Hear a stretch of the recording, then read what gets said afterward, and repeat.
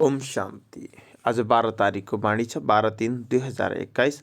सारमा बाबा बताउनुहुन्छ, मीठे बच्चे संग दोष से बचकर पढ़ाई पर पूरा पूरा ध्यान दो तो कोई भी तूफान आ नहीं सकते। बाकी माया को दोषी मत बनाओ। प्रश्न, कौन सी एक बात सदा ध्यान पर रखो तो बेड़ा पार हो जाएगा? उत्तर, बाबा आपका जो हुक्म, ऐसे सदा बाबा के हुक्म पर चलते रहो तो तुम्हारा बेड़ा पार हो जाएगा। हुक्म पर चलने वाले माया के वार से बच जाते हैं, बुद्धि का ताला खुल जाता है, अपार खुशी रहती है, कोई भी उल्टा कर्म नहीं होता है। गीत, तुम्हें पाके हमने जहान पा लिया। ओम शांति। मीठे मीठे सभी सेंटर के बच्चों ने गीत सुना। सब जानते हैं कि बेहद के बाप से फिर से 5000 वर्ष पहले मुआफी हम विश्व के बादशाही ले रहे हैं। कल्प कल्प हम लेते आए हैं, बादशाही लेते हैं फिर गवाते हैं। बच्चे जानते हैं अभी बेहद के बाप की गोद ली है, वह उनके बच्चे बने हैं। है भी बरोबर कर बैठे हुए पुरुषार्थ करते हैं। बेहद के बाप से ऊंचा पद पाने के लिए पढ़ाई चल रही है। तुम जानते हो ज्ञान सागर पतित पावन सर्व का सदगति दाता शिव बाबा ही हमारा बाप भी है, टीचर भी है और सदगुरु भी है। उनसे हम वर्षा लेते हैं तो उसमें कितना पुरुषार्थ करना चाहिए उस पद पाने के लिए। अज्ञान काल में स्कूल में भी पढ़ते हैं तो नंबर बार मार्क्स में से पास होते हैं अपनी पढ़ाई अनुसार। वहाँ ऐसे तो कोई नहीं कहेंगे कि माया हमको विघ्न डालती है, वह तूफान आते हैं। ठीक रीति पढ़ते नहीं, वह बुरे संग में जाकर फंस पड़ते हैं, स्कूल में लग जाते हैं इसलिए पढ़ते नहीं है। खेलकूद में लग जाते हैं इसलिए पढ़ते नहीं है, नापास हो जाते हैं। बाकी इसको माया के तूफान नहीं कहेंगे। चलन ठीक नहीं रहती तो टीचर भी सर्टिफिकेट दे देते हैं कि इनकी बात चलन है। कुसंग में खराब हुआ है, इसमें माया रावण को दोषी बनाने की बात नहीं है। बड़े बड़े अच्छे आदमियों के बच्चे कोई तो अच्छा चढ़ जाते हैं, कोई शराब आदि पीने लग जाते हैं, गंदे तरफ चले जाते हैं तो बाबा भी कहते हैं कि यह कपूत हो गया है। उस पढ़ाई में तो बहुत सब्जेक्ट होती है, या तो एक ही प्रकार की पढ़ाई है। वहाँ मनुष्य पढ़ाते हैं, यहाँ बच्चे जानते हैं हमको भगवान पढ़ाते हैं। हम अच्छी रीति पढ़े तो विश्व का मालिक बन सकते हैं। बच्चे तो बहुत है, फिर भी कोई पढ़ सकते हैं, कोई पढ़ाई पढ़ नहीं सकते संग दोष में आकर के। इसको माया का तूफान क्यों कहें? संग दोष में कोई पढ़ता नहीं है, इसमें माया व टीचर व बाप क्या करेंगे? नहीं पढ़ सकते हैं तो चल गए, नहीं पढ़ सकते हैं तो चले गए अपने घर। यह तो ड्रामा अनुसार पहले भट्टी में पढ़ना ही था। शरण आकर ली, कोई को पति ने मारा तंग किया तो कोई को वैराग्य आ गया, घर में चल नहीं सकी तो फिर कोई यहाँ आकर भी चली गई। नहीं पढ़ सकी तो जाकर नौकरी आदि में लगी व शादी की। यह तो एक बहाना है, माया के तूफान से पढ़ नहीं सकते। यह नहीं समझते कि संग दोष के कारण यह हाल हुआ है और हमारे विकार जबरदस्त है। यह क्यों कहते हैं कि माया का तूफान लगा फिर गिर पड़े? यह तो अपने ऊपर मदार है। बाबा टीचर सदगुरु की जो शिक्षा मिलती है उस पर चलना चाहिए। नहीं चलते हैं तो कोई खराब संग है, वह काम का नशा व देहाभिमान का नशा है। सब सेंटर वाले जानते हैं कि हम बेहद के बाप से विश्व के बादशाही लेने लिए पढ़ रहे हैं। निश्चय नहीं है तो बैठे ही क्यों है?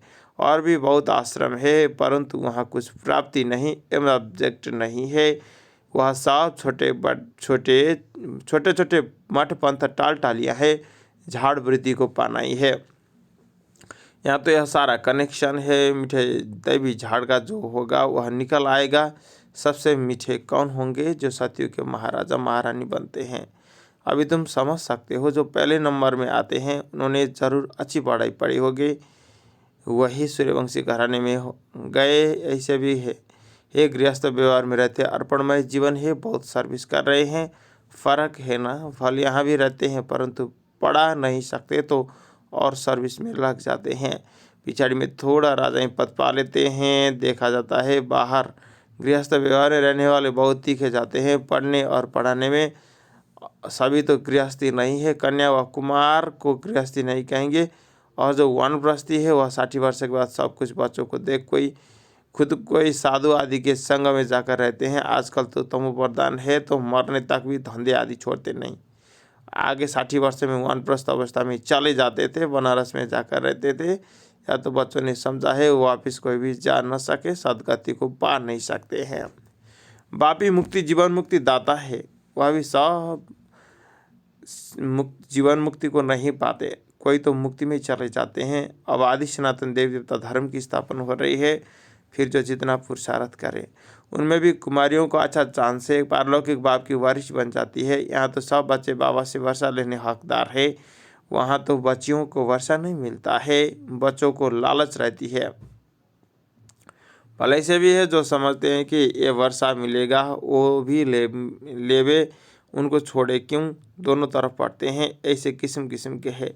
या तो अब तो यह समझते हैं कि अच्छा जो पढ़ते हैं वह ऊंचा पद पा लेते हैं, प्रजा में बहुत साहूकार बन जाते हैं, यहाँ रहने वालों को अंदर ही रहना पड़ता है, दास दासियाँ बन जाते हैं। फिर त्रेता के अंत में 3 4 5 जन्म करके राजाई पद मिलेगा। उनसे तो वह साहूकार अच्छे हैं जो सतयुग से लेकर के उनकी साहूकारी कायम रहती है। गृहस्थ व्यवहार में रहकर साहूकारी पद क्यों नहीं लेना चाहिए। कोशिश करते हैं हम राजाई पद पाएँ, परंतु अगर खिसक पड़ते हैं तो प्रजा में अच्छा पद पाने का पुरुषार्थ करना चाहिए। वह भी ऊंचे से ऊंचा पद हुआ ना, यहाँ रहने वालों से बाहर रहने वालों को बहुत ऊंचा पद मिल सकता है।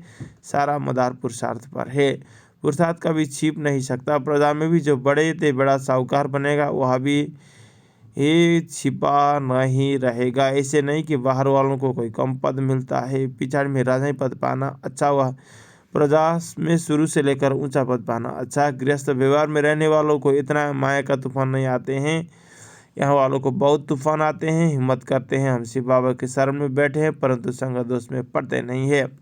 पिछाड़ी में सब मालूम पड़ जाता है, साक्षात्कार होगा, कौन क्या पद पाएंगे। नंबर बार पढ़ते हैं ना कोई तो सेंटर को आप पे ही चलाते हैं, कहाँ तो सेंटर चलाने वाले से भी पढ़ने वाले तीखे हो जाते हैं। सारा मदार पुरुषार्थ पर है। ऐसे नहीं कि माया के तूफान आते हैं, नहीं, अपनी चलन ठीक नहीं है। टीचर व माँ बाप की मत पर नहीं चलते। तुम तो ऐसे बाबा के बच्चे बने हो जिनको कोई बाप ही नहीं है। वहाँ तो बाहर में बहुत जाना पड़ता है। कई बच्चे कहेंगे माया के तूफान आते हैं, यह अपनी मूर्खता है। डायरेक्शन पर नहीं चलते, ऐसी चलन से नापास हो जाते हैं। बहुतों के लालच रहती है, कोई क्रोध में, कोई में चोरी की आदत, आखिरन में मालूम तो पड़ जाता है ना फलाने फलाने ऐसी चलन के कारण चले गए, समझा जाता है शूद्र कुल के बन गए, फिर उनको ब्राह्मण नहीं कहेंगे। बाबा कहते हैं कि बच्चे अपना पाद भ्रष्ट करने वाला कोई भी कर्म नहीं करो। निश्चय हो तो यह नहीं कह सकते कि हमको फुर्सत नहीं है, परंतु तकदीर में नहीं है तो कहते हैं फुर्सत नहीं है, यह काम है। तकदीर में होगा तो दिन रात पुरुषार्थ करने लग पड़ेंगे। चलते चलते संग में खराब हो पड़ते हैं, उनको ग्रहचारी भी कह सकते हैं। बृहस्पति की दशा बदलकर मंगल की दशा हो पड़ती है, शायद आगे चलकर उतर जाएं। कोई के लिए बाबा कहते हैं राहु की दशा बैठी है, भगवान का भी नहीं मानते हैं। समझते हैं ब्रह्मा, यह ब्रह्मा कहते हैं। बच्चों को यह नहीं पता पड़ता कि कौन है जो डायरेक्शन देते हैं। देहाभिमान होने के कारण साकार के लिए समझ लेते हैं। देही अभिमानी हो तो समझ ले कि शिव बाबा जो भी कहते हैं वह हमें करना है। रेस्पॉन्सिबिलिटी शिव बाबा पर है, शिव बाबा की मत पर चलना चाहिए ना। देहाभिमान में आने से शिव बाबा को भूल जाते हैं, फिर शिव बाबा रेस्पॉन्सिबल नहीं रह सकता। उनका ऑर्डर तो सिर पर धारण करना चाहिए, परंतु समझते नहीं कि यह कौन समझाते हैं। सो भी और तो कोई ऑर्डर नहीं करते, सिर्फ बाबा कहते हैं मैं तुमको श्रीमत देता हूँ, एक तो मुझे याद करो और जो मैं ज्ञान सुनाता हूँ वह दूसरों स्वयं धारण करके दूसरों को कराओ, बस यही धंधा करो। अच्छा, बाबा का जो हुक्म, राजाओं के आगे जो कहते हैं ना कि जो हुक्म, ऐसे यह शिव बाबा का हुक्म है। घड़ी घड़ी कहना चाहिए जो हुक्म शिव बाबा, तो तुमको खुशी भी रहेगी। समझेंगे शिव बाबा हुक्म देते हैं, याद रहे शिव बाबा की तो बुद्धि का ताला खुल जाएगा। शिव बाबा कहते हैं यह प्रैक्टिस होनी चाहिए तो बेड़ा पार हो जाए, परंतु यही डिफ़िकल्टी घड़ी घड़ी भूल जाते हैं। ऐसे क्यों कहना चाहिए कि माया भुलाती है, हम भूल जाते हैं, इसलिए उल्टे काम होते रहते हैं। अच्छा, मीठे मीठे सिखला दे बच्चों प्रति माता पिता बाप दादा का याद प्यार और गुड मॉर्निंग। रूहानी बाप की रूहानी बच्चों को नमस्ते, हम बच्चों को भी बाबा को नमस्ते। धारणा नंबर 1, पहलू पॉइंट, बाप टीचर सदगुरु की जो शिक्षाएं मिलती है उन पर चलना है। माया को दोष न देकर अपनी कमियों की जांच कर उन्हें निकालना है। 2, अहंकार का त्याग करो, अपनी पढ़ाई में मस्त रहना है, कभी दूसरों की से सेवा नहीं लेनी है, संग दोष से बहुत बहुत संभाल करनी है। वरदान, निश्चय के आधार पर सदा एक रस अचल स्थिति में स्थित रहने वाले निश्चिंत भाव। निश्चय बुद्धि की निशानी है कि वह सदा निश्चिंत रहता है, वह किसी भी प्रकार की बात में डगमग नहीं हो सकते, सदा अचल रहेंगे। इसलिए कुछ सोचो नहीं, क्योंकि आग में कभी नहीं जाओ। त्रिकालदर्शी पर निश्चिंत रहो, क्योंकि हर कदम में कल्याण है। जब कल्याणकारी बाबा का हाथ पकड़ा है तो वह अकल्याण में भी कल्याण में बदल देगा, इसलिए सदा निश्चिंत रहो। स्लोगन, जो सदा स्नेही है वह हर कार्य में स्वतः सहयोगी बनते हैं। ओम शांति।